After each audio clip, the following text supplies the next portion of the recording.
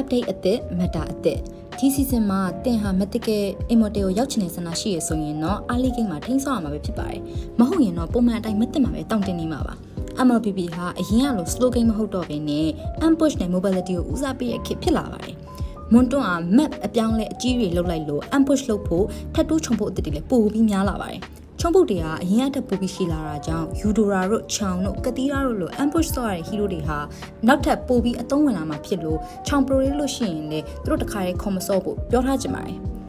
ဒါအပြင်ရေစီးနှုံးတွေဟာပိုပြီးကျဲလာပြီးပူမြန်လာတော့ Romari နဲ့ Jungler တွေဟာ lane တစ်ခုနဲ့တစ်ခုမြန်ရောက်နိုင်တာကြောင့် early ကိုထိန်းဆောင်ရမှာဖြစ်ပြီးတော့မဆော့နိုင်ရင်တော့ဒီ game ဟာ auto defeat ပါပဲဒီတော့ Lancelot တို့ Khali တို့လို high mobility ဖြစ်တဲ့ hero တွေကပိုပြီးတော့မတာဝန်လာနိုင်ပါတယ်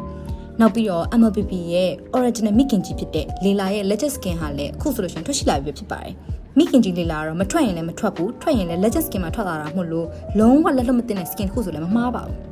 skill effect က share land နဲ့အပြင်လေလာရဲ့ skill to scan ကိုဘတ်ထားတာကြောင့်အခုဆိုရင်တော့ legend တို့ mythical honor တို့မှာလေလာနဲ့ share အနှင်ခံရပြီဖြစ်ပါတယ်legend skin ကိုတော့ပုံမှန်အတိုင်း event နှစ်ခုလာမှာဖြစ်ပြီးတော့အရင် legend skin တွေလို့ event လာခြင်းတစ်ပတ်အတွင်းဖောက်တာနဲ့ goal တက်ရမှာဖြစ်ပြီးကျန်ရှိရဲ့ event အတွင်းဖောက်လို့ရှိရင်တော့ saver တက်ပဲရမှာပဲဖြစ်ပါတယ်နောက်တစ်ခုအထူးခြားဆုံးကတော့အခု update မှာ Freya refine လုပ်လိုက်တာပဲဖြစ်ပါတယ် Freya ရဲ့ skill အကုန်လုံးကို refine ပေးထားပြီးတော့ skill 1ဟာအရင်ကထက် range ပိုကျလာပါတယ်ဒါအပြင်အရင်ကထက်ကြာတဲ့ elbow တို့ knock out fat တို့ကိုလည်းပြီးနိုင်ပါသေးတယ်သူ့ရဲ့ skill to dash ကို refine ပေးထားတာကြောင့်အရင် old Freya တုန်းကလို attack speed ထက် damage fighter တို့ tanky fighter တို့လိုစော့ရမှာဖြစ်လို့ဒီသတင်းကြားရတဲ့ one hero god တွေကတော့စိတ်ညစ်နေကြပါတယ် skill 3ကတော့အရင် old Freya နဲ့ဆင်တူပေမဲ့အခုဆိုရင်တော့ HP နဲ့ she ပိုတက်လာမှာပဲဖြစ်ပါတယ်ဒါပေမဲ့ဒီလို Freya refine ပေးထားတာကြောင့် OP မဖြစ်သွားအောင်လို့လဲ Twilight armor ကိုထပ်ပြီးတော့ refine ထားပါသေးတယ်အခုဆိုရင်တော့ Twilight armor ဟာမထည့်မနေရ item လို့ဖြစ်လာပြီးလေကိန်းမှာဂျုံကိုတိုက်ခိုက်ခံရပြီး one shot အကေးမခံရအောင်ကာကွယ်ဖို့ကျင်းပေပေါ Romari ESP laner တွေကဝယ်ရတော့မှာပဲဖြစ်ပါတယ်အရေးကြီးဆုံးကတော့ mid lane မှာ mage တွေကိုဗတ်ပေးထားတာပါပဲ mid lane က hero တွေပိုပြီးအကောင်းလာတော့ mid game တွေကပိုပြီးတော့အနေနဲ့များလာပါတယ်